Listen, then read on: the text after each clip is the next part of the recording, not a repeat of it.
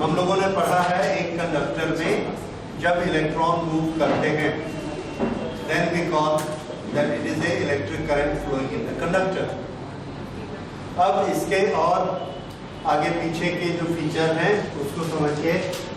ये एक कंडक्टर है, इसके अंदर अगर इलेक्ट्रॉन मूव कर रहे हैं, करंट फ्लो हो रही है, इलेक्ट्रॉन ऐसे चलते हैं। जब इलेक्ट्रॉन चलते हैं उनके पास मास भी है, उनके पास वेलोसिटी भी है, तो उनके पास एनर्जी भी होगी। ओके, अगर इलेक्ट्रॉन के पास एनर्जी होती है तो वो कुछ काम भी कर सकते होंगे, तो आंसर है यस, वो काम कर सकते हैं और उनके पास एनर्जी होती है। दैट मीन्स इलेक्ट्रिक करंट के पास एनर्जी होती है और इलेक्ट्रिक करंट कुछ भी वर्क कर सकती है।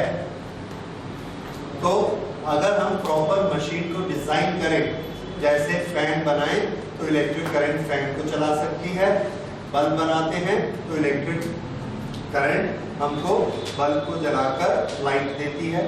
इस तरह से इलेक्ट्रिक करंट से हमारा वर्क होता है और वर्क एनर्जी से होता है। So we say that electric current has got energy.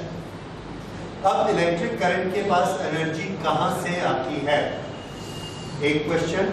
दूसरा, इसमें इलेक्ट्रॉन जो फ्लो होते हैं कैसे फ्लो होते हैं, वो इलेक्ट्रॉन कहां से आते हैं। अगर इलेक्ट्रॉन इसके पास आते हैं तो क्या ये बॉडी चार्ज बॉडी बन जाती है, या अगर इसमें से इलेक्ट्रॉन चले जाते हैं तो क्या इसके पास पॉजिटिव चार्ज डेवलप हो जाता है। ये छोटे छोटे क्वेश्चंस हैं जो हमसे करंट इलेक्ट्रिसिटी में पूछे जाते हैं। देखिए इन सब के आंसर, इनके पास इलेक्ट्रॉन भरे हुए हैं, जब इसमें करंट फ्लो होगी, छोटे छोटे एग्जांपल रखिए, जब इसमें करंट फ्लो होती है, मान लीजिए इसके पास यहां से यहां तक 1000 इलेक्ट्रॉन है, 1000।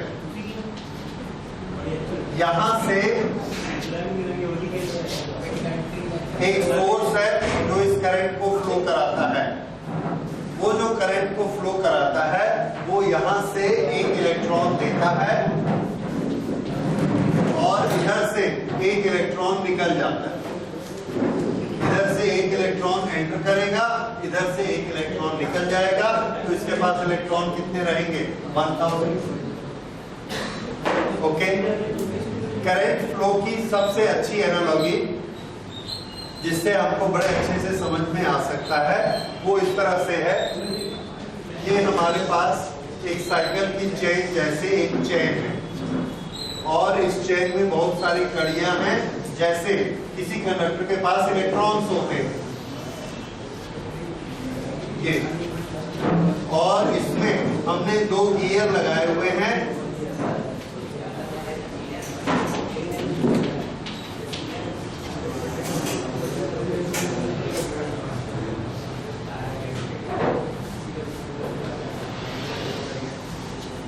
ये उस तरह का गियर है जैसे हम साइकिल चलाते हैं और पैडल चलाते हैं। यहां पर हमने पैडल लगाया हुआ चलाने के लिए। अब अगर यहां से हम इस पैडल को घुमाते हैं तो यहां का पंखा चलता है। यहां भी गियर लगा हुआ है, यहां भी गियर लगा हुआ है। इसको चलाते हैं तो ये पंखा चलता है।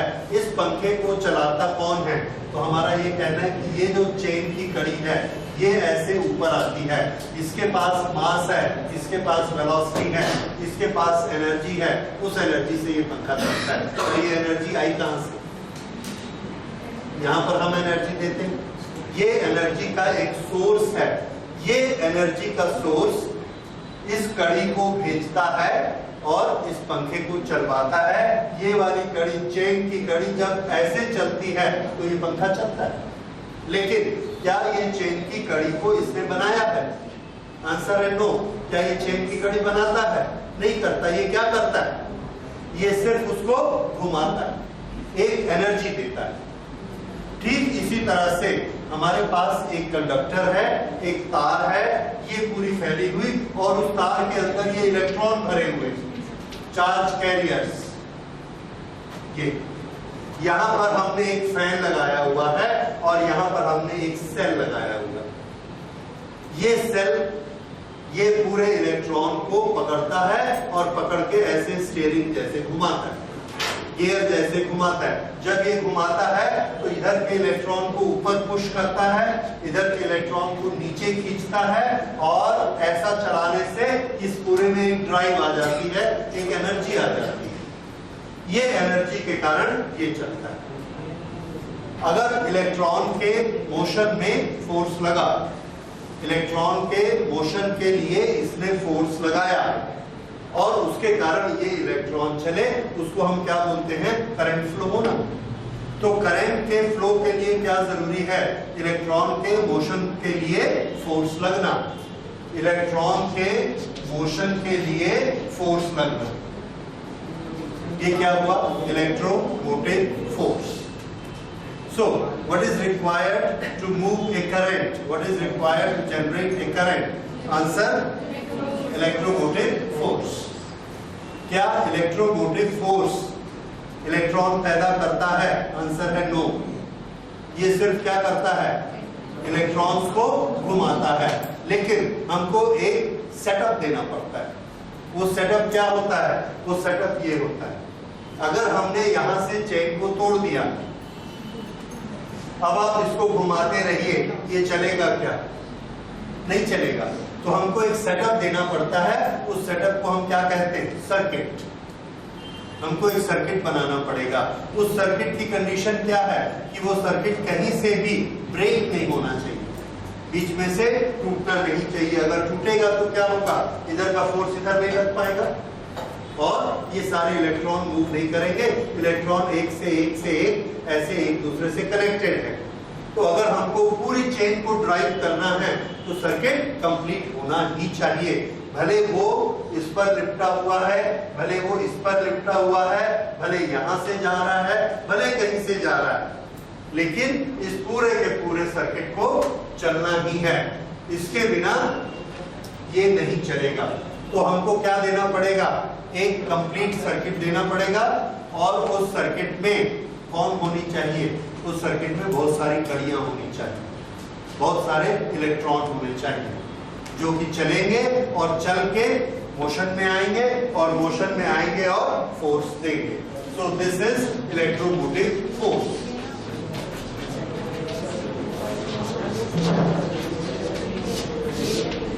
तो इलेक्ट्रोमोटिव फोर्स क्या होता है? अब देखिए एक दो चीजें और। ये इस पर एनर्जी, ये वर्क डन करता है, अपनी एनर्जी खर्च करता है और इसको घुमाने का काम करता है। अगर हमने ज्यादा काम किया और इसको ज्यादा फोर्स लगाया तो इसकी स्पीड कैसी होगी? बहुत ज्यादा स्पीड हो जाएगी। एक सेकंड में एक एक कड़ी को इसने 100 जूल वर्क करके दिया, तो ये इस पर 100 जूल वर्क करेंगे और इसकी स्पीड बहुत ज्यादा हो जाएगी।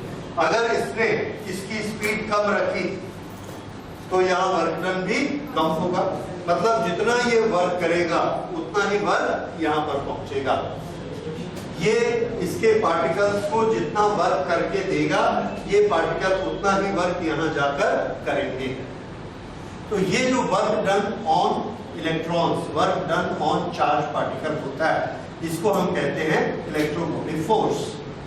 इसके नाम में शब्द जुड़ा हुआ है फोर्स, पर बेसिकली ये फोर्स नहीं होता है, ये एनर्जी होती है। ये एनर्जी ये इनको देता है, ये सब कड़ियों को, ये सब चार्ज पार्टिकल को देता है। ये इस एनर्जी को यहाँ खर्च करके उस एनर्जी से वर्क डन कराते, और इस वर्क के कारण यहाँ पर ये हमको वर्क करके देता है। So this is electromotive force. तो नोट करिए, electromotive force is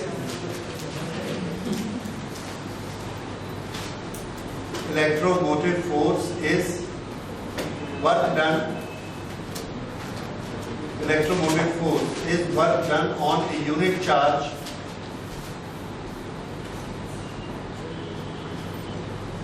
Electromotive force is work done on a unit charge by a source. By a source of electrical energy, by a source of electrical energy due to which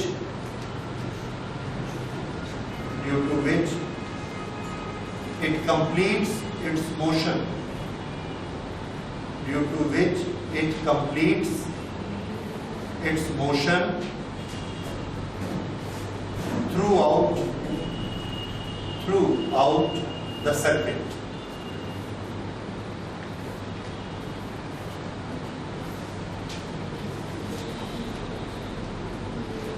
okay, तो इसने यहां पर इसको energy दी, इस energy के कारण ये ऐसा गया, पूरा ऐसा पहुंचा, फिर ये नीचे आया और फिर यहां तक आ गया। तो यहां से यहां तक आएगा, इसको हम क्या बोलेंगे? Completed one cycle, completed one cycle. तो अभी आपने लिखा है going through the cycle. Going through the cycle में जहां से स्टार्ट होगा वहीं तक पूरा आएगा।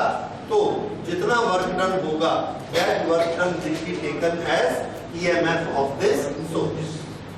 Work done on a unit charge to complete its motion throughout one circuit. अब ये चार्ज, ये किसी भी चार्ज को अलग अलग एनर्जी दे सकता है। अगर हम एक सेल ला के रखते हैं जो कि 1.5 वोल्ट का है, वो इस चार्ज को 1.5 जूल एनर्जी देगा।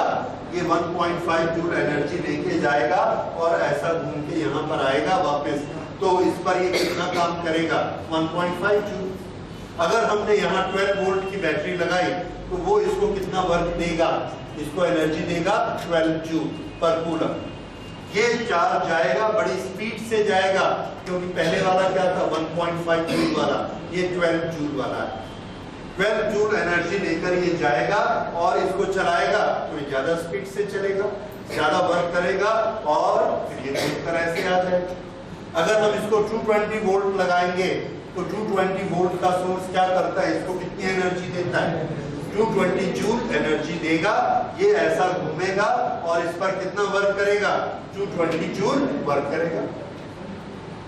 तो EMF हमको क्या बताता है कि सोर्स ने कितनी एनर्जी हर चार्ज को दी, ये उसका EMF कहलाता है। Okay, next unit of EMF देखिए। यस सर, वो इलेक्ट्रॉन्स के कारण होगा कि फ्रिक्शन के कारण? बिना सर्किट के कंप्लीट हुए ये वर्क डन नहीं हो सकता। ये समझ में आ गई बात? तो ये एक तरह का हमने इक्वल बना के बताया आपको कि ये वाले फीचर होते हैं और करंट फ्लो का ये मीनिंग होता है। Okay, now is this point clear? Okay, तो हाँ, unit of the EMF is volt. Unit of EMF is volt. क्यों? क्योंकि हमने क्या बोला है? Work done on unit charge. Work done on unit charge के लिए हम यूनिट पहले फिक्स कर चुके हैं, वोल्ट। इसलिए EMF का यूनिट भी क्या होगा? वोल्ट। हर चार्ज को, हाँ, हर चार्ज को इक्वल एनर्जी प्रोवाइड करेगा। ठीक, ओके। अब उसके बाद अगली चीज हम लेते हैं कि ये सोर्स ऑफ एनर्जी जो EMF देता है ये कौन होता है, और इसके लिए हम पहले पढ़ेंगे ये सोर्स ऑफ एनर्जी जो सबसे प्राइमरी चीज थी, that was cell. So cell is the source of energy. Cell source of energy होता है, डायनामो सोर्स ऑफ एनर्जी होता है, जिसको जनरेटर कहते हैं। Solar cell is also a source of energy. इस तरह से हमारे पास सोर्स ऑफ एनर्जी बहुत से होते हैं। ओके, ये जो सोर्स ऑफ एनर्जी होते हैं इसके बारे में थोड़ा सा समझिए कि सोर्स ऑफ एनर्जी किस तरह से काम करते हैं। इलेक्ट्रिकल एनर्जी क्या होती है? इलेक्ट्रिकल एनर्जी वो वाली एनर्जी होती है जो इलेक्ट्रॉन के मोशन में होती है। फिर से याद रखिए, what is electrical energy? The energy which is due to motion of electrons. ये एनर्जी को किसी एक परिभाषा में बांधना मुश्किल है। क्योंकि जिस चीज के पास मास है और उसके पास वेलोसिटी है तो हम बोलेंगे उसके पास तो काइनेटिक एनर्जी है। तो इलेक्ट्रॉन की काइनेटिक एनर्जी, क्या ये इलेक्ट्रिकल एनर्जी है? आंसर है yes, it is a type of electrical energy, but this is not exclusive electrical energy. Electrical energy हमको दूसरे फॉर्मेट्स में भी मिलती है, जैसे एक चार्ज यहाँ है, एक चार्ज यहाँ है, दोनों को हमने ऐसे बांध के रखा हुआ है, इनके बीच में एक एनर्जी है, कौन सी? Electrical potential energy. तो इनके पास जो एनर्जी है उसका बेसिक नेचर क्या है? Electrical, because this is due to electrical charges. इसी तरह से आगे जाके हम पढ़ेंगे कि जब कोई चार्ज मूव करता है तो मूव करता है, उसके पास एनर्जी होती है, वो इलेक्ट्रिक फील्ड बनाता है, उस इलेक्ट्रिक फील्ड में भी एनर्जी होती है। तो बहुत सारे एग्जांपल आएंगे अलग अलग। तो चार्जेस के कारण जहां जहां एनर्जी बनेगी सब जगह क्या बोला जाएगा? Electrical energy. ओके, एनीवे, फिर जाते हैं हम लोग सेल पे। सेल क्या होता है? Cell is a source of electrical energy. Cell is a source of electrical energy, but we know that energy cannot be created nor it can be destroyed, it can only be transferred. तो cell अगर हमको electrical energy देता है तो वो energy उसके पास किस form में रहती है? That is in the form of chemical energy. ये चीज हमको समझनी है। इलेक्ट्रिकल एनर्जी वो हमको किस रूप में देता है, किस फॉर्म में देता है? वो इलेक्ट्रॉन्स को मोशन देता है, और इलेक्ट्रॉन एक तरफ से निकलते हैं और दूसरी तरफ सक कर लिए जाते हैं। तो वो क्या करता है? ये जो हमने चेन बनाई है, ये सारे इलेक्ट्रॉन को ऐसे घुमाता है, इलेक्ट्रॉन को घुमाता है, इलेक्ट्रॉन को मोशन देता है, इसलिए इस एनर्जी का नाम हमने क्या रखा? Electrical energy. ये इलेक्ट्रिकल एनर्जी ये सेल किस तरह से केमिकल एनर्जी से देता है, इसके प्रिंसिपल को थोड़ा सा याद रखिए और सेल की वर्किंग देखिए, सेल किस तरह से काम करते हैं। यही हमारा आज का टॉपिक है। ओके, तो सेल में केमिकल एनर्जी इलेक्ट्रिकल एनर्जी में कन्वर्ट होती है, उसका तरीका देखिए। सेल में एक केमिकल होता है, दैट इज इलेक्ट्रोलाइट। ये मैं एक सबसे पुराना एग्जांपल लेता हूं जिसमें H2SO4 इलेक्ट्रोलाइट यूज किया गया। H2SO4 और H2SO4 को हम लोग सॉल्यूशन बनाकर जार में रखते हैं, उसमें पानी भी मिक्स होता है, और जब पानी मिक्स होता है तो हमको मालूम है पानी का डाइलेक्ट्रिक कांस्टेंट बहुत ज्यादा है और उसके कारण इलेक्ट्रोलाइटिक फोर्सेस बहुत वीक हो जाते हैं। H2SO4 is a electrolytic compound, इसमें पॉजिटिव आयन H के होते हैं और निगेटिव आयन SO4 के होते हैं।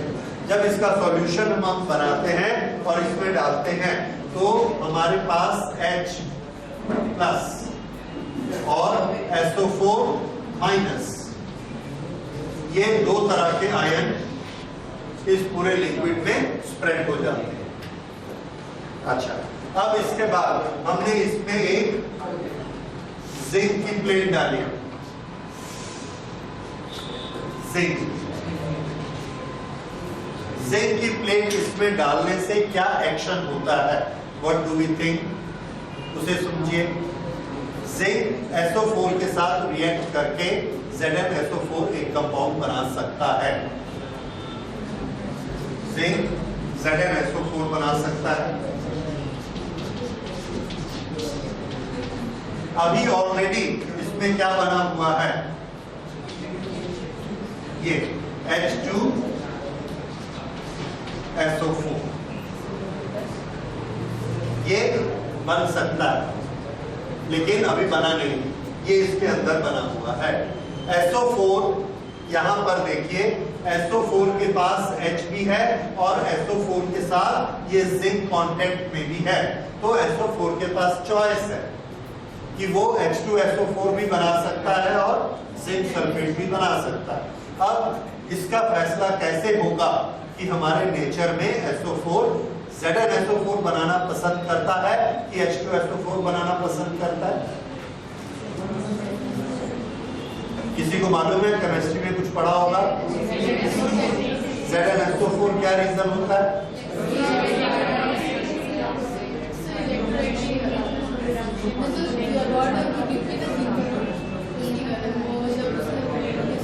हाँ, क्यों?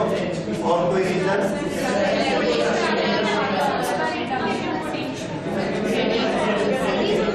पोटेंशियल और इलेक्ट्रोकेमिकल सीरीज रहती है, उसमें उनका प्लेसमेंट ऊपर नीचे रहता है। और किसी को कुछ आइडिया कि SO4 जिंक के साथ पेयरिंग क्यों पसंद करेगा कंपेयर टू H2?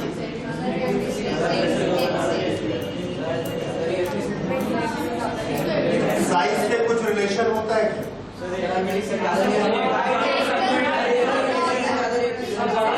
हाइड्रोजन छोटा एटम होता है, जिंक बड़ा एटम होता है। Does it make any difference? नहीं।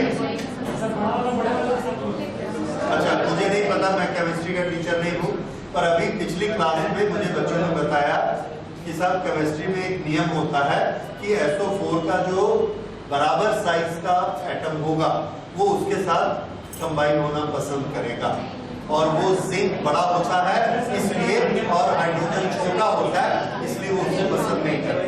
Is there any such rule?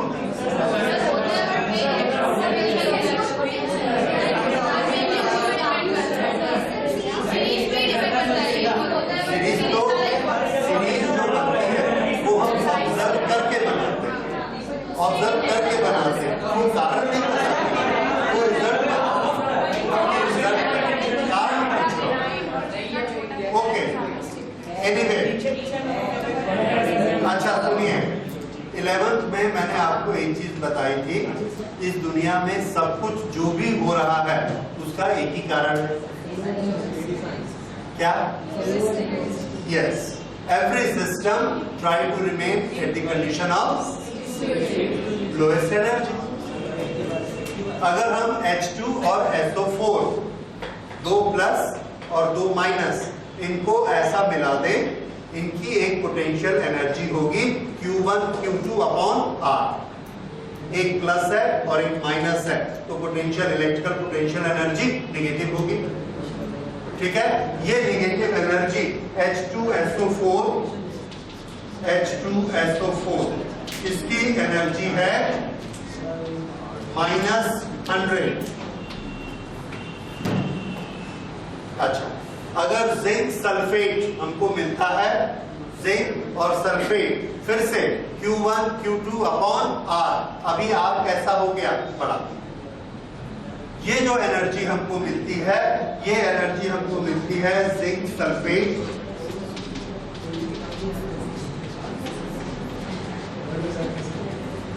-125। अब ये बताइए दोनों में से कौन सी एनर्जी कम? -125 एनर्जी का लेवल लो है, तो सल्फेट को गिवन ए चांस H के साथ कंबाइंड होगा कि जिंक के साथ, because their energy level is low. This is the reason. और दुनिया का हर एक्शन रिएक्शन इसी नियम से ही होता है, that every system try to remain in the condition of lowest energy. Okay, तो ये लोएस्ट एनर्जी के कारण SO4 क्या बनाना चाहेगा?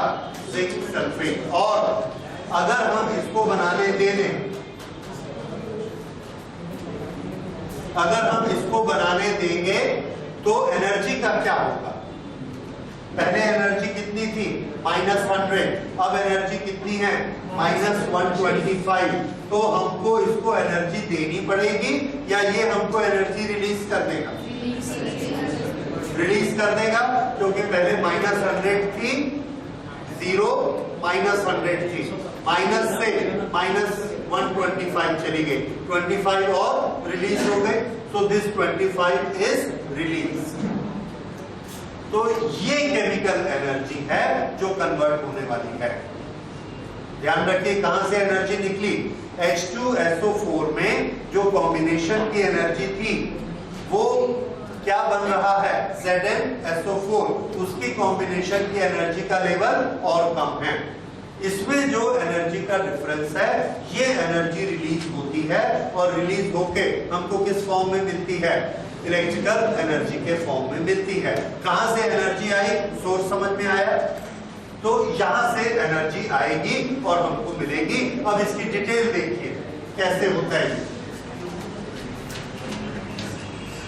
SO4 को ZnSO4 बनाना है। ये Zn क्या है? आयन। किसका?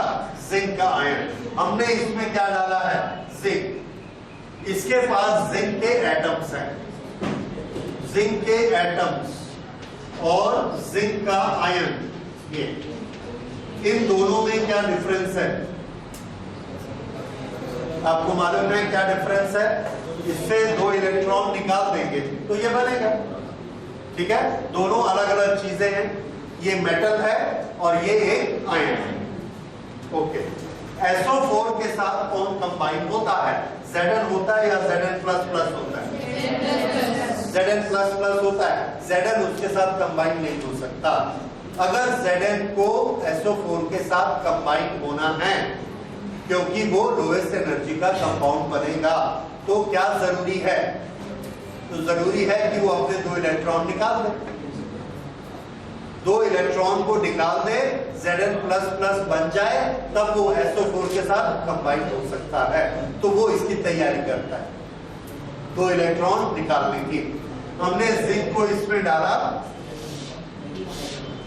इसको इस SO4 के साथ कंबाइन होना है, इसको अपने 2 इलेक्ट्रॉन निकालना है। तो ये इलेक्ट्रॉन को निकलने के लिए ढकेल देता है, वापस बाहर निकालने के लिए, बाहर निकालने के लिए भेज देता है।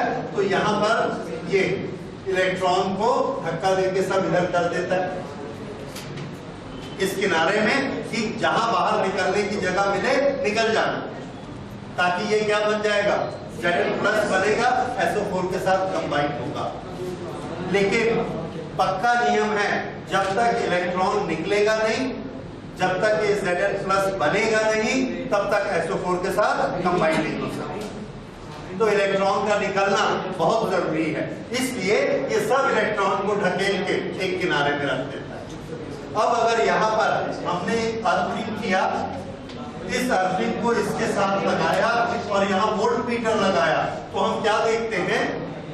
ये वाले के साथ भी वोल्ट मीटर लगाया, ये इलेक्ट्रोलाइट के साथ भी लगाया और इसके साथ भी लगाया, तो क्या देखते हैं? इसका पोटेंशियल कम निगेटिव है। अगर इसका पोटेंशियल 0 आता है तो जिंक का पोटेंशियल हमको कैसा दिखता है? निगेटिव। क्यों निगेटिव दिखता है? तो हमको ये समझ में आता है कि यहाँ पर सब इलेक्ट्रॉन इकट्ठे होकर बैठे निकलने के इंतजार में। जैसे ही हम अर्थ से जोड़ेंगे निकलेंगे, जाएंगे। इस तरह से ये इलेक्ट्रॉन यहाँ पर रेडी हो गए, सब के सब इसने ऊपर दबा के रखे हुए हैं। और ऐसे में जब निगेटिव चार्ज किसी बॉडी पर आ जाते हैं तो हम क्या कहते हैं? उसके पास एक निगेटिव पोटेंशियल आ गया। निगेटिव पोटेंशियल किस कारण से? माइनस चार्जेस के कारण। तो एक प्रिंसिपल हमने याद कर लिया, whenever we dip a rod of zinc in H2SO4 it develops negative potential। समझ में आया क्यों इसने निगेटिव पोटेंशियल डेवलप कर लिया?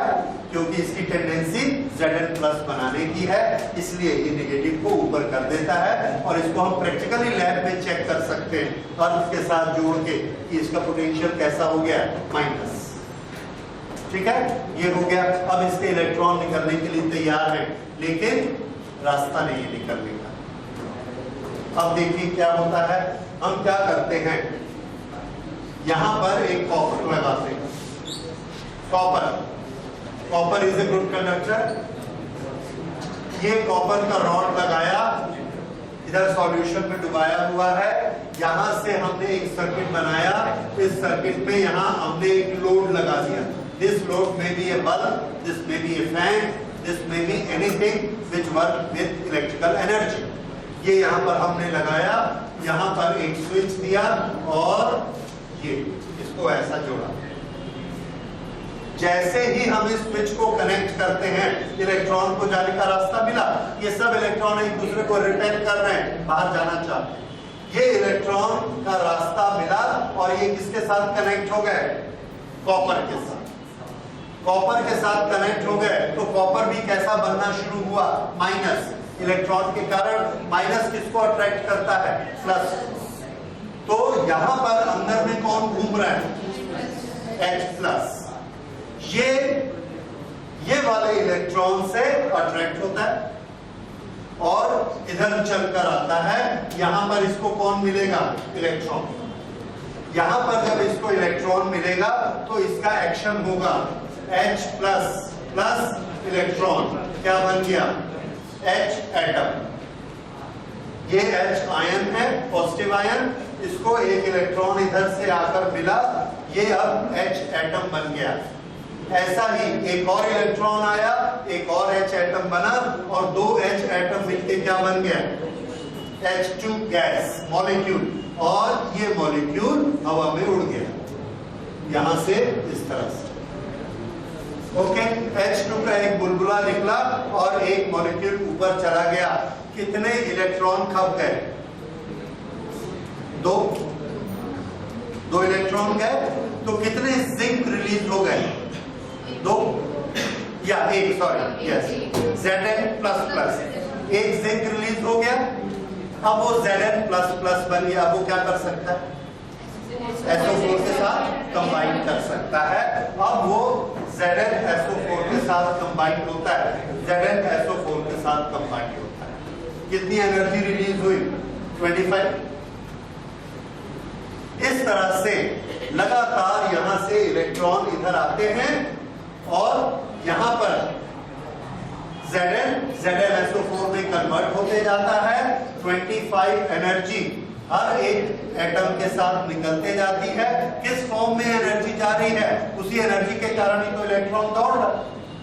वो इलेक्ट्रॉन इधर से दौड़ के जाता है, रास्ते में फैन आता है, फैन को चलाता है उसी 25 एनर्जी से, इसको चलाता है, यहाँ आता है, ऑक्सीडेशन होता है और हाइड्रोजन निकल जाती है। इस तरह से ये जो केमिकल एनर्जी है, this is converted into electrical energy और ये हमको इलेक्ट्रिसिटी मिली।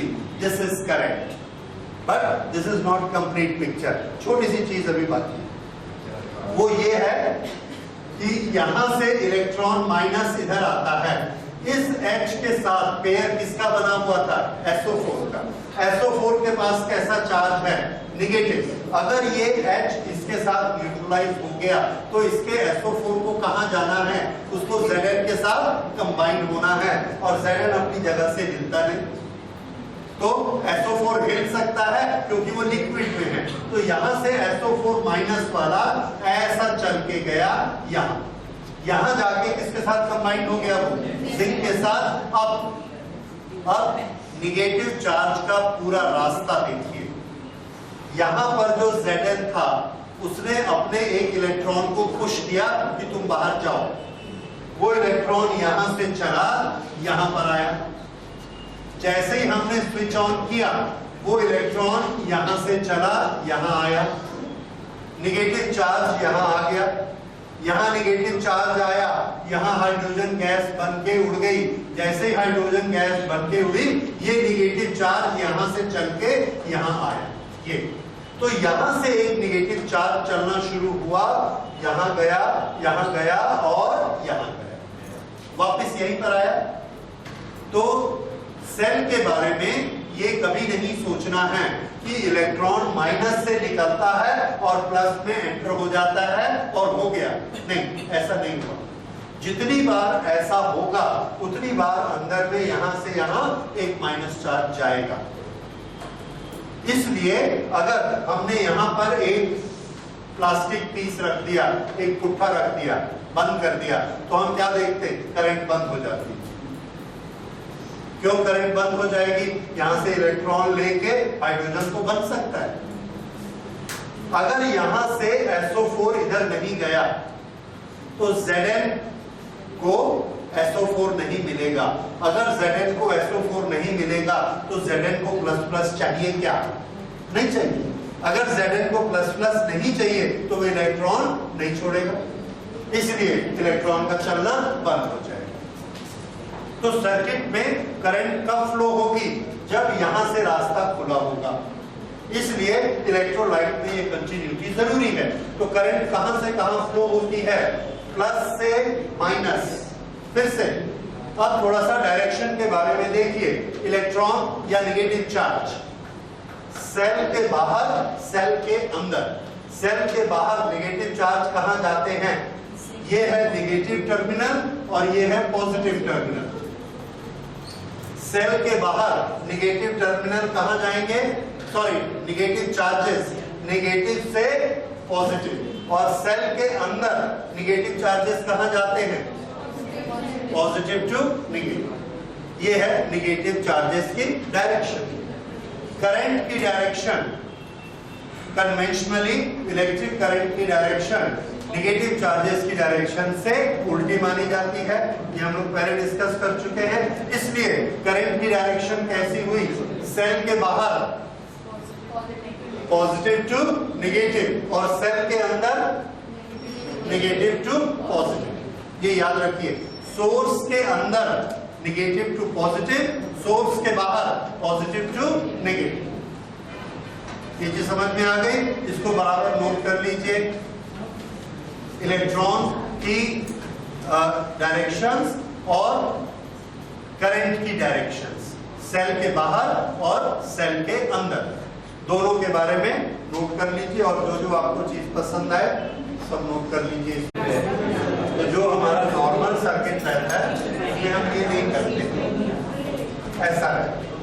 वो तो टेस्ट के लिए मैंने बताया था कि उसमें निगेटिव आया।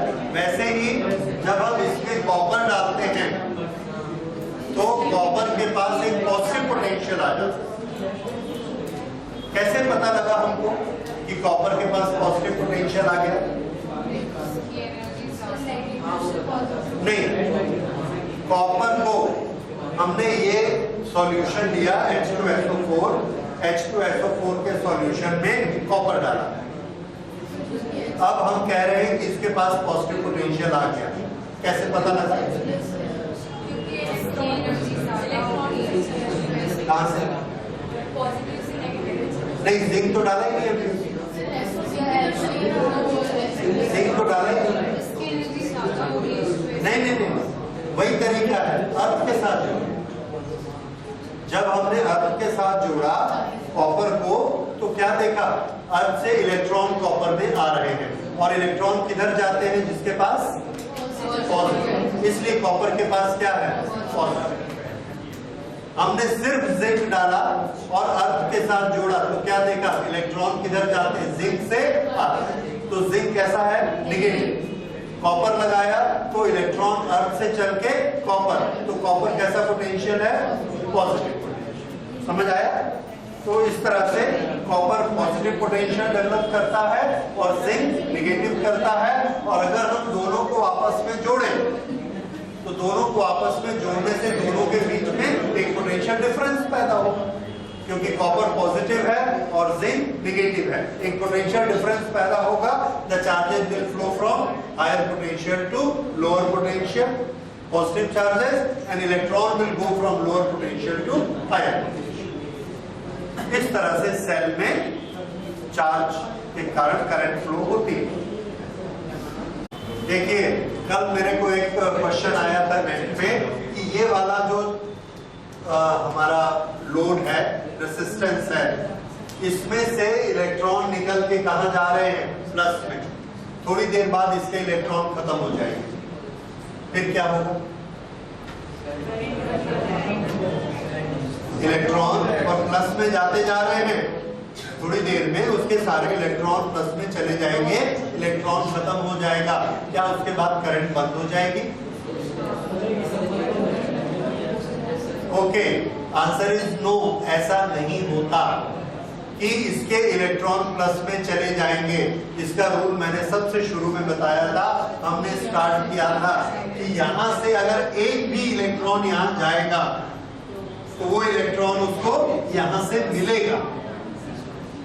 बल्ब के पास, फैन के पास, लोड के पास अगर 1000 इलेक्ट्रॉन है तो उसमें एक भी इलेक्ट्रॉन प्लस या माइनस नहीं होने वाला। हमेशा उतने के उतने ही रहेंगे। एक तरफ से जितने एंटर करेंगे दूसरी तरफ से उतने निकलेंगे। एक एक तरफ आप बंद कर दीजिए, दूसरी तरफ ऑटोमेटिक बंद हो जाएगा। ओके, इसी को लेके हम एक दूसरी चीज याद रखेंगे। ये जो इलेक्ट्रिक लाइन है जिसमें करंट फ्लो हो रही है और इससे पंखा चल रहा है, ट्यूबलाइट चल रही है, इसके पास चार्ज होता है या नहीं होता है? तो आंसर है कि ये एक चार्ज बॉडी नहीं है। क्यों नहीं है charge body?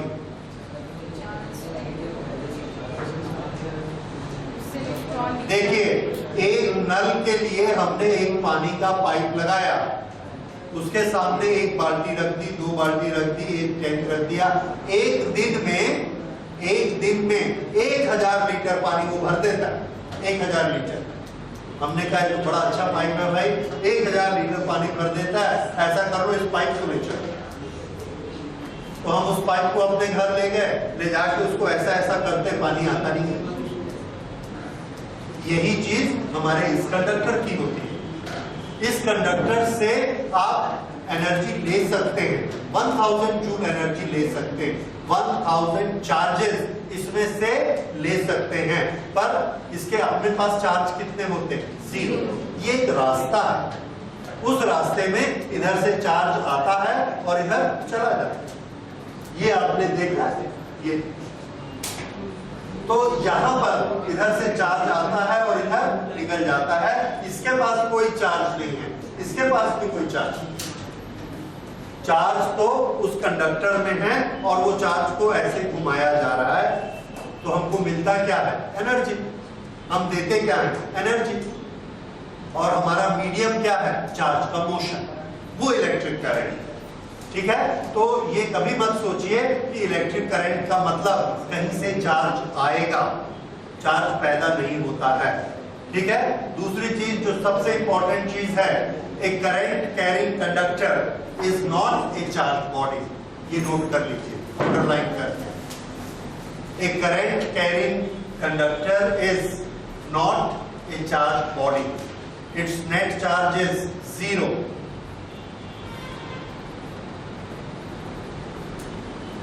A current carrying conductor is not a charged body, its net charge is 0। अगर इसका नेट चार्ज 0 है तो क्या ये अपने चारों तरफ इलेक्ट्रिक फील्ड बना सकता है? इलेक्ट्रिक फील्ड का फॉर्मूला क्या है? Q/R²। Q कितना है इसका? Net Q 0। तो ये इलेक्ट्रिक फील्ड कितना बनाएगा? 0। So a current carrying conductor is not able to make any electric field or potential across it. लिख लीजिए, it cannot make any electric field around it. It cannot make any electric field around it.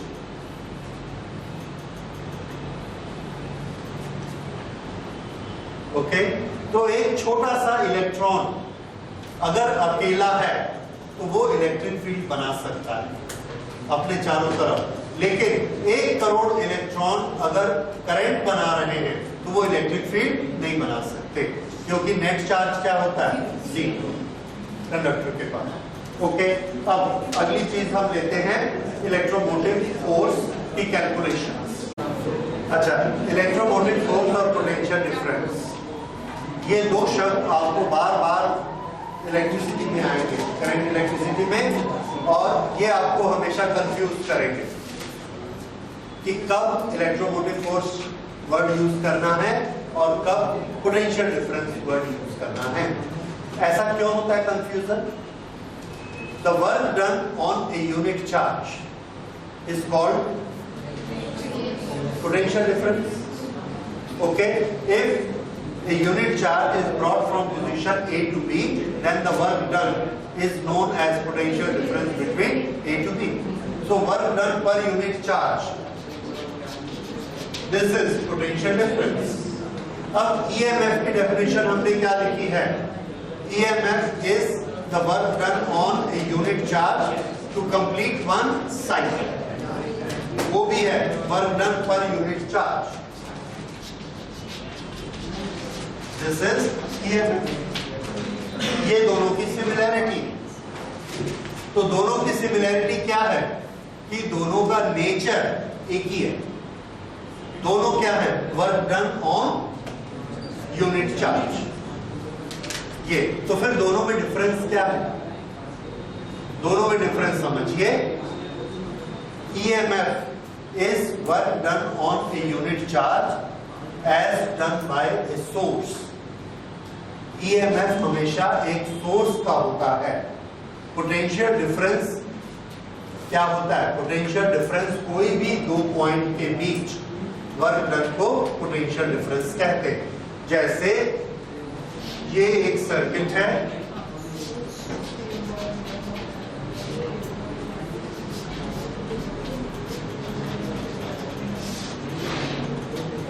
यहां से charge चला, इस location से charge को गया और यहां से यहां तक गया, इसने वर्क किया 10 जूल। फिर यहां से यहां तक गया, इसने वर्क किया 15 जूल। फिर यहां से यहां तक गया, इसने वर्क किया 5 जूल और फिर इसको पार करके यहां आ गया। ये सेल है इतना बड़ा, और सेल को पार किया, 5 जूल और वर्क किया और यहां पर आ गया। टोटल वर्क इसने कितना किया? 10 + 15 + 5 दैट इज 30 जूल। यहां से चला और यहीं पर वापस आया, 30 जूल वर्क किया। This 30 joule is EMF, electromotive force, because this is work done on the charge to complete one cycle total.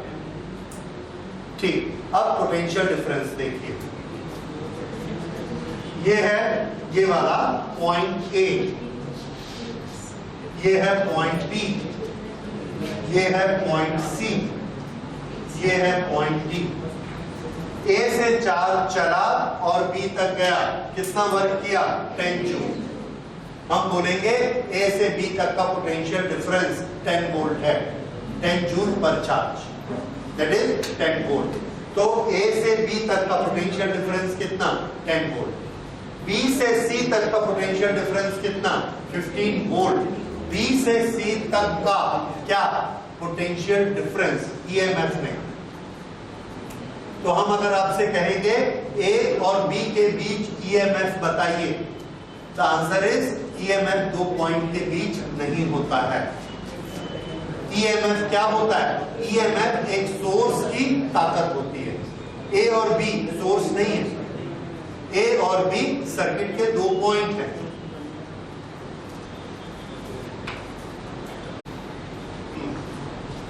तो अगर हम A और B के बीच पूछेंगे तो आप क्या बताएंगे? पोटेंशियल डिफरेंस की EMF? पोटेंशियल। तो पोटेंशियल डिफरेंस यूनिवर्सल टर्म। अगर हम ये बोलेंगे कि यहाँ A से चलिए और C तक आइए, कितना वर्क किया? 25। तो A और C के बीच में 25 वोल्ट है, क्या पोटेंशियल। A से लेके D तक 30 वोल्ट है, क्या चीज? पोटेंशियल। ये पोटेंशियल।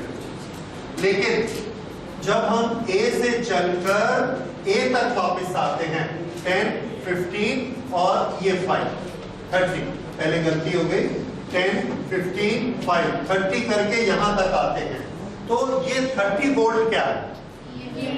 ऑफ, हाँ, 30 volt is EMF between this and this. नहीं, वो नहीं बोलना है। क्या बोलना है? 30 volt is EMF of cell. तो जब आप EMF बोलते हैं तो उसके साथ किसको मेंशन करते हैं? Source, cell. So 30 volt is EMF of the cell. और जब आप बोलेंगे A से लेके D तक, ये 10, 15, 25 volt is the potential difference between A and D। ये छूट गया अंदर का, ये सेल के अंदर। ये होता है पोटेंशियल डिफरेंस, और दोनों की डेफिनेशन एक ही है, work done upon unit charge. तो ज्यादा यूनिवर्सल वोल्टेज होती है। कोई भी दो पॉइंट के बीच में चार्ज को चलाइए, work done per unit charge is potential difference. लेकिन हर जगह EMF नहीं होता। EMF के लिए क्या चाहिए? सोर्स। तो EMF is property of source, ये आप नोट कर लेंगे। EMF is property of source while potential difference can exist between any two points. EMF is energy of source while potential difference exists between any two points.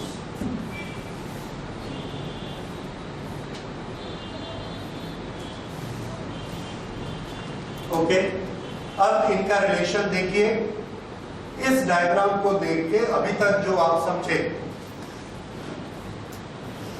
ये एक terminal है, ये दूसरा terminal है, ये 5 क्या है, ये सेल के अंदर कुछ रेसिस्टेंस होता है। अभी हम थोड़ा उसकी बात करते हैं, that is known as internal resistance. तो नेक्स्ट टॉपिक लिखिए, internal resistance of cell.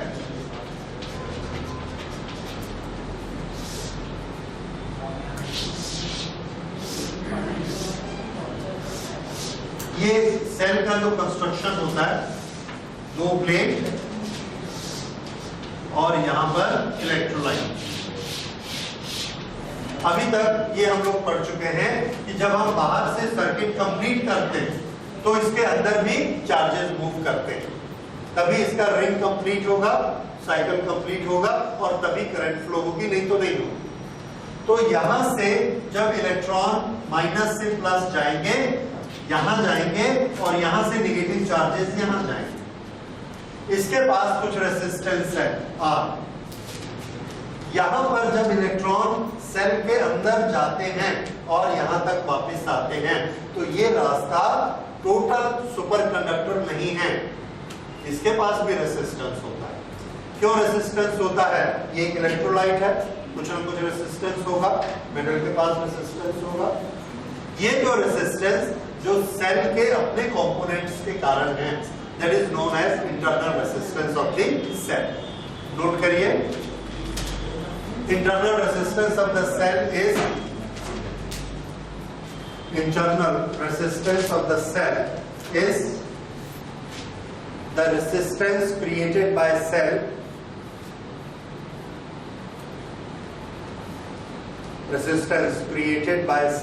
between two electrodes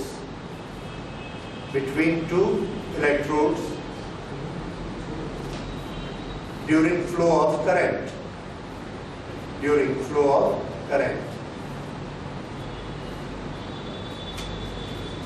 Full stop. It depends upon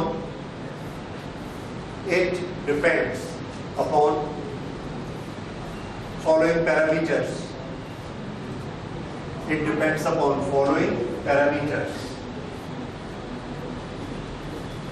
अब रेसिस्टेंस के लिए पैरामीटर कोई बाहर से नहीं आते, हम लोगों ने पढ़ा हुआ है रेसिस्टेंस इज इक्वल टू ये, व्हाट इज दिस? लेंथ। जिस लेंथ में से चार्ज को पार होना है, यहाँ लेंथ कहां से कहां है, यहां से यहां तक, तो पहला पैरामीटर क्या है? Distance between two electrodes. लिखिए, distance between two electrodes.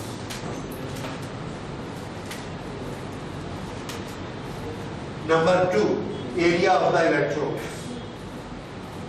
Number 2, area of the electrodes. Number 3, nature of the electrolyte. Nature, और nature के साथ ब्रैकेट में और लिख लीजिए concentration, temperature, etc. Concentration, temperature, etc. of electrolyte. ये सब चीजें इसके internal resistance को affect करेंगी। The symbol of internal resistance is small r. तो इसका रेसिस्टेंस हम लिखते हैं स्मॉल r।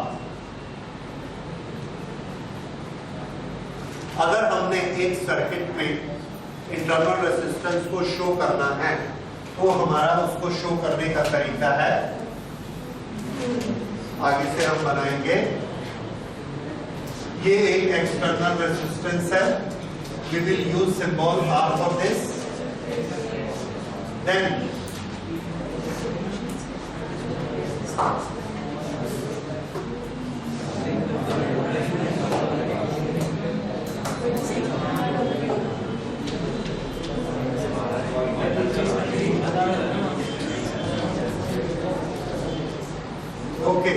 ये एक बॉक्स आप देख रहे हैं, ये बॉक्स मैंने बनाया है एज ए सेल। सेल दो काम करता है, या सेल में दो कैरेक्टरिस्टिक होती हैं। एक हमको एनर्जी सप्लाई करता है एज ईएमएफ, ये वाला यूनिट है जो हमको एनर्जी सप्लाई करेगा एज ईएमएफ। दूसरा, इसके अंदर एक रेजिस्टेंस होता है, ये हमने वो रेजिस्टेंस बनाया है आर। ये दोनों चीजें कहाँ हैं? सेल के अंदर, इसलिए ये सेल की बाउंड्री बना दी। ये दोनों कहाँ हैं? इसके अंदर। तो इस सेल का एक टर्मिनल ये है और दूसरा टर्मिनल ये। अब अगर हम ये इसके दोनों टर्मिनल है, इसका नाम इंटरनल रेजिस्टेंस, इसका नाम एक्सटर्नल रेजिस्टेंस। अब ईएमएफ क्या होगा? EMF is the work done by this cell for moving a charge in a complete cycle. When we say complete cycle, मतलब जिस पॉइंट से स्टार्ट हुआ उसी पॉइंट पर उसको वापस आ जाना चाहिए। तो जब वो कंप्लीट साइकिल करेगा तो कौन कौन से रेजिस्टेंस पार करेगा? External as well as internal. Okay, अब दूसरी डेफिनेशन लिखिए, terminal potential difference. Terminal potential difference. Yes, बोलिए।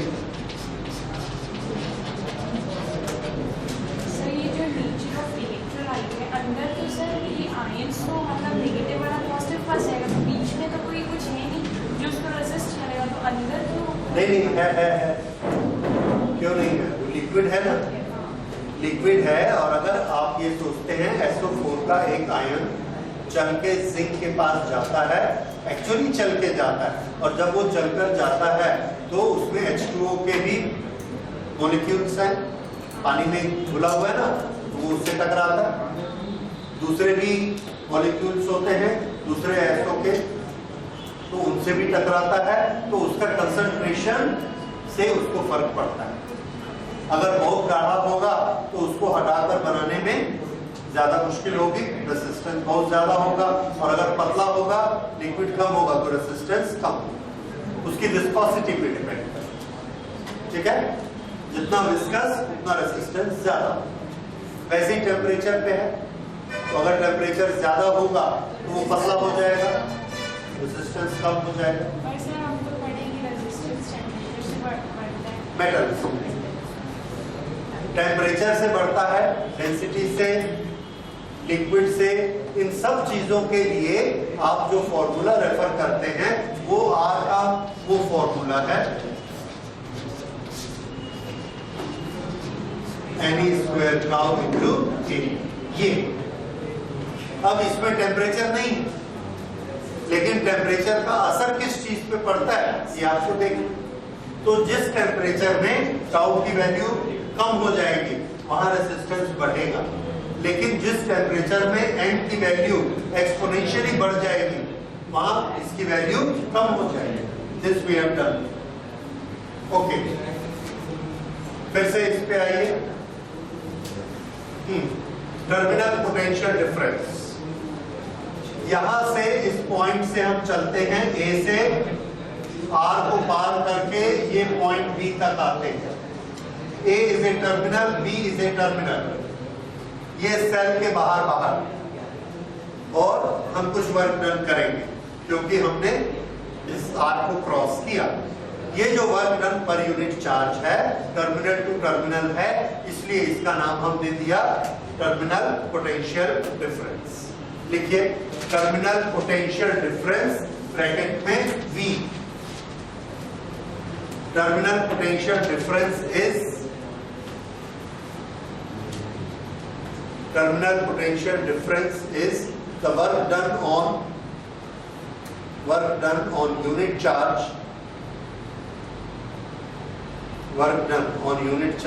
for carrying it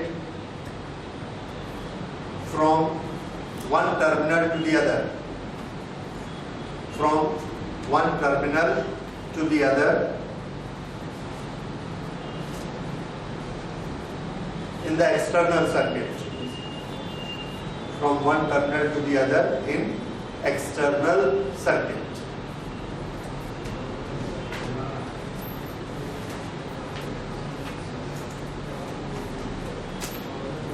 Okay, अब हम लेते हैं relation between the two. Relation between the two, इस सर्किट में करंट कितनी फ्लो हो रही है?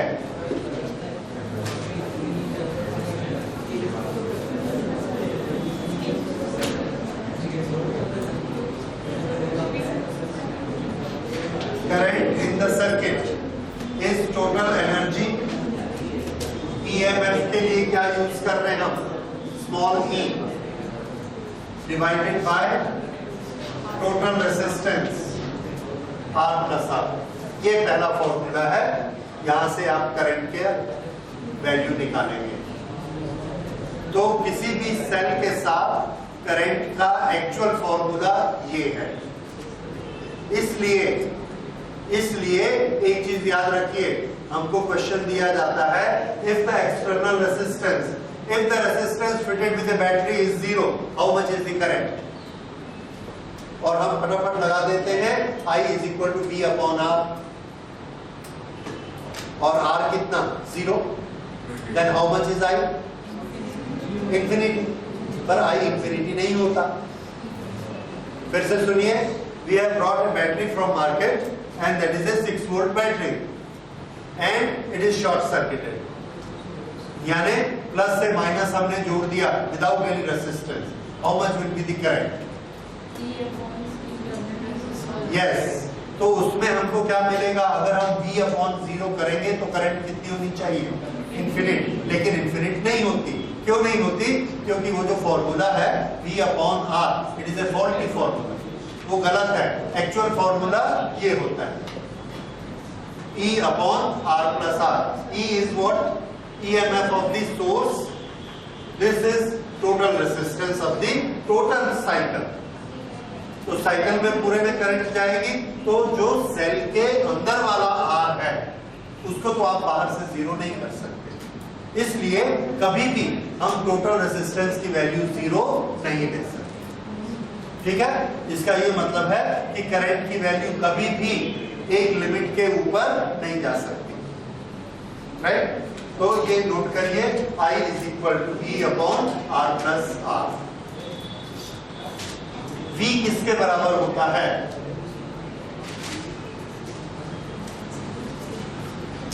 V इज इक्वल टू, अगर इस सर्किट में से करंट फ्लो हो रही है I, तो यहां से लेके यहां तक रेजिस्टेंस कितना है?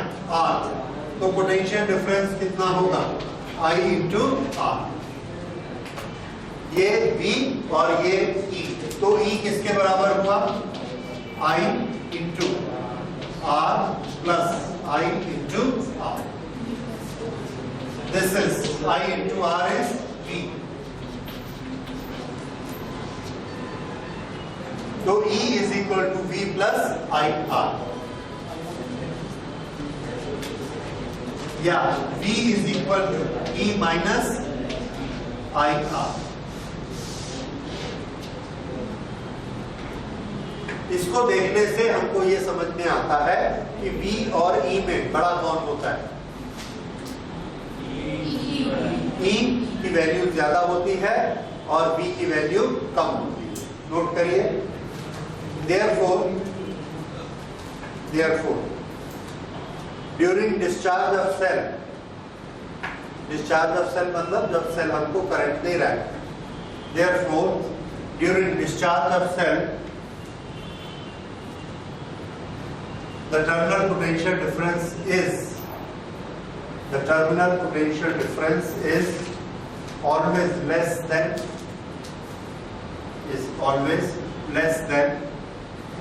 electromotive force is always less than EMF of cell. ठीक है? इसमें आप जो एक शब्द लिखाया है ड्यूरिंग डिस्चार्ज, उसको याद रखेंगे, क्योंकि आगे जाके जब चार्जिंग आएगा तो चार्जिंग में ये नियम उल्टा हो जाता है. V is larger than E. और ये क्वेश्चन बहुत रेयरली कभी कभार आता है, is there any condition when terminal potential difference is higher than EMF?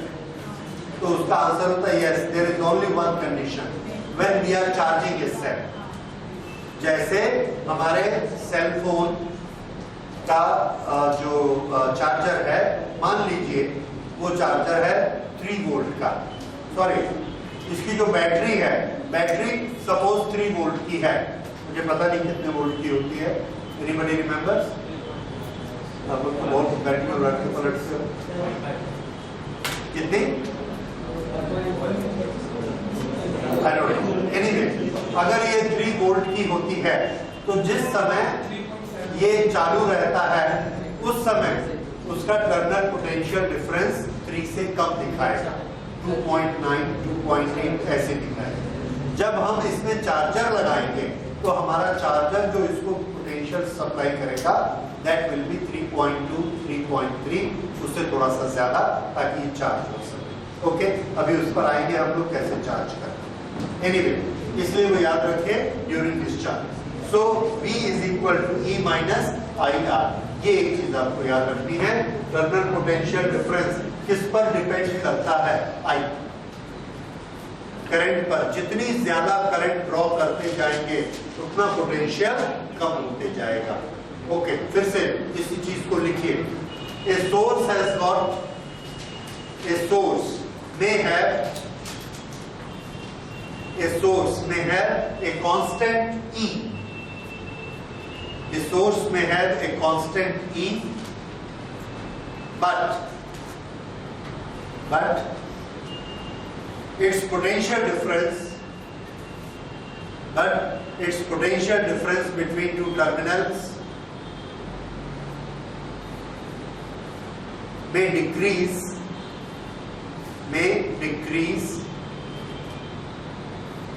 depending on current.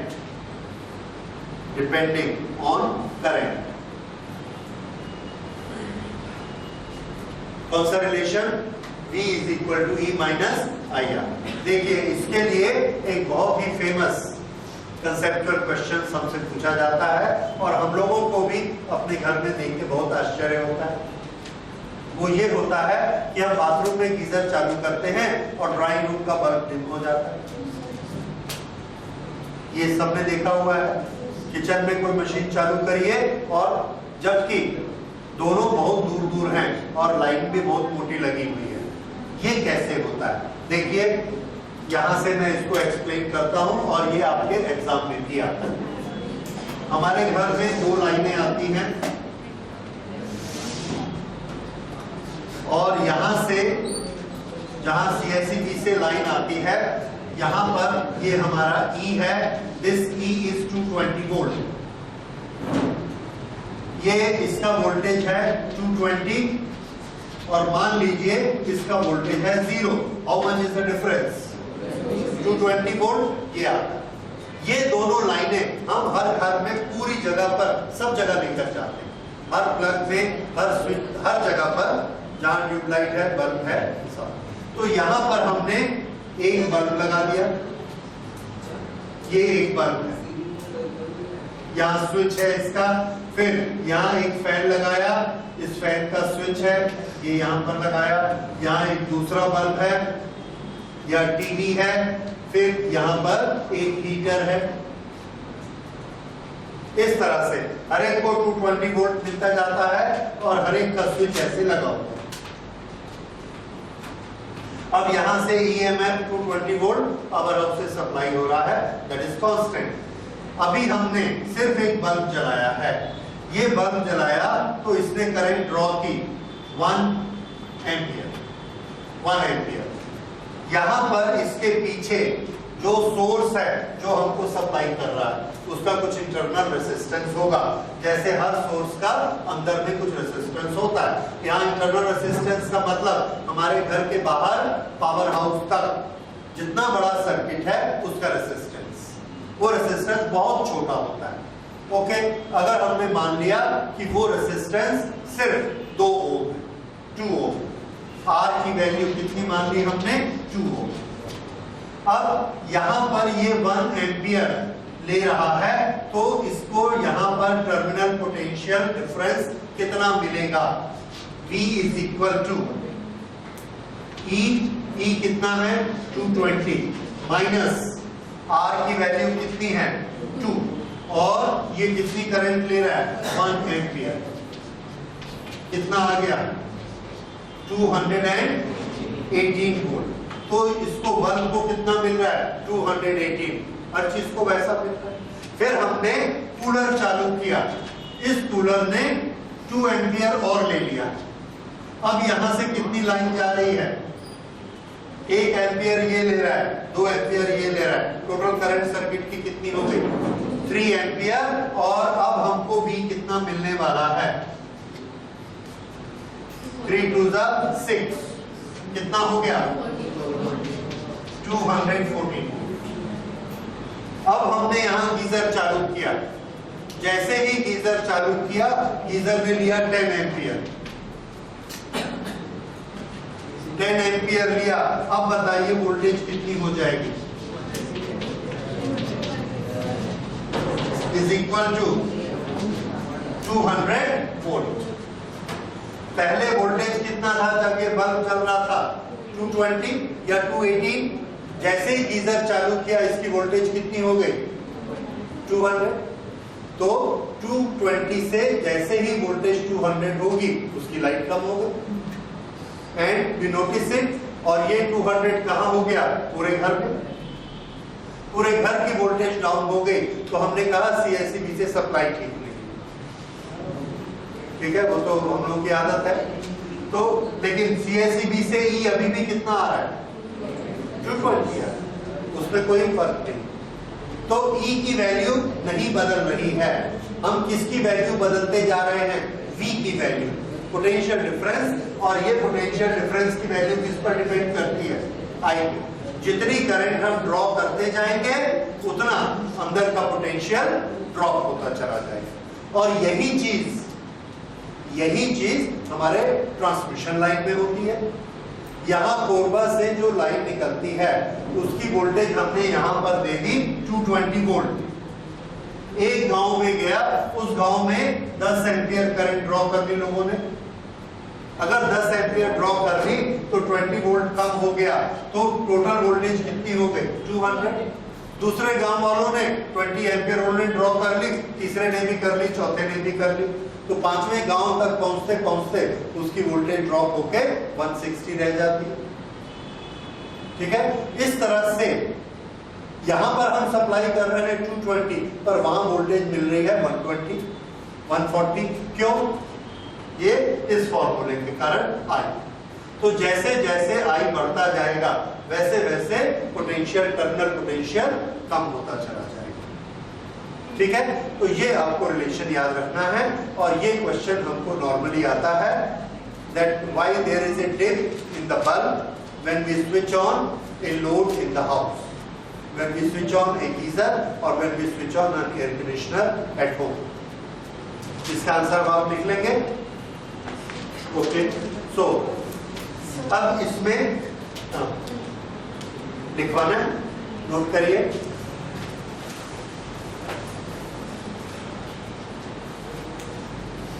The EM of the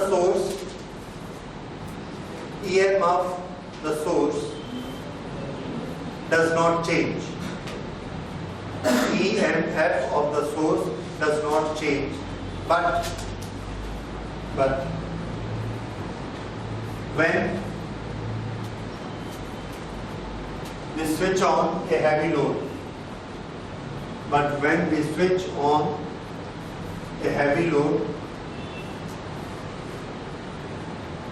anywhere in the house,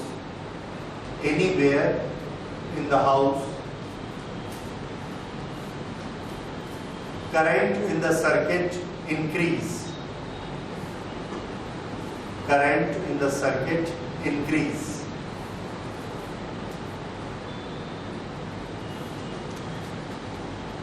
According to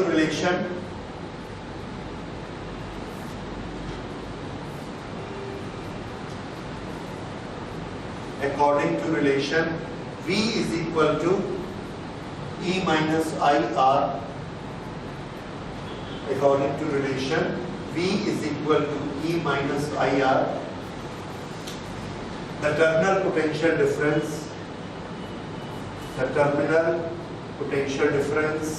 V decrease. Terminal potential difference V decreases. Due to this decrease,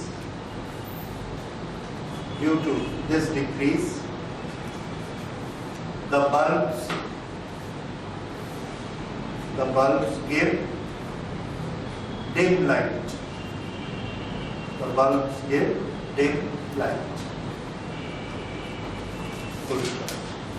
ठीक है, तो ये reason हो गया कि हम जितनी current देते जाएंगे उतना voltage down. We will do a small calculation कि क्या हम इससे इंटरनल रेजिस्टेंस का रिलेशन निकाल सकते हैं। यस, फिर हम लोग पैरेलली जब कोई रेजिस्टेंस जॉइन करते हैं तो फिर इनको पढ़ेंगे मतलब फिर सेम कैसे ले सकते हैं। ये दो लाइंस हमारी जा रही हैं और इनके बीच में हम लोड लगाते हैं, तो इसके अक्रॉस ये दोनों लाइन है, इसके अक्रॉस ये दोनों लाइन है, इसके अक्रॉस यही दोनों लाइन है, तो इन दोनों लाइन का जो पोटेंशियल डिफरेंस होगा वो हर एक को मिलेगा।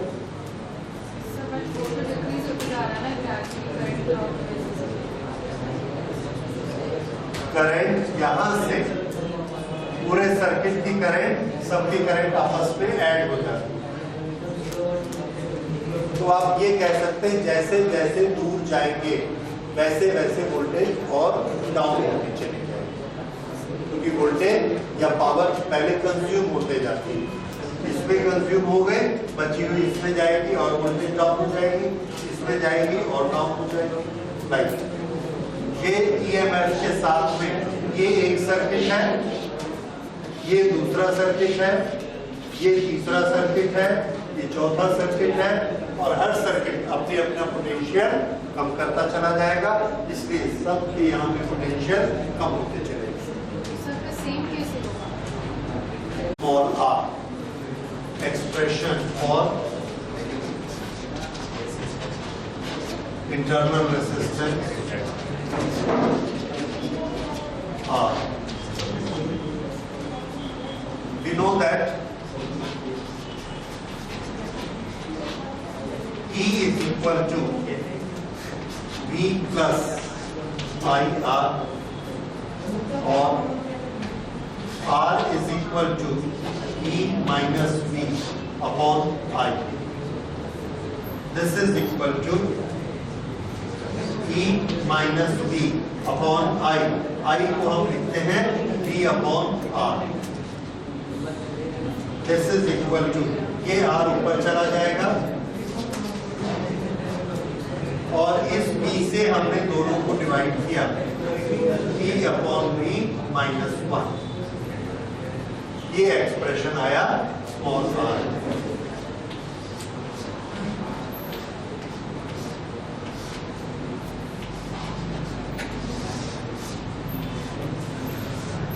ये एक्सप्रेशन का अभी हमारे पास कोई यूज नहीं है और कोई खास मीनिंग भी नहीं है, एक्सेप्ट कि एक एक्सप्रेशन हमने निकाला।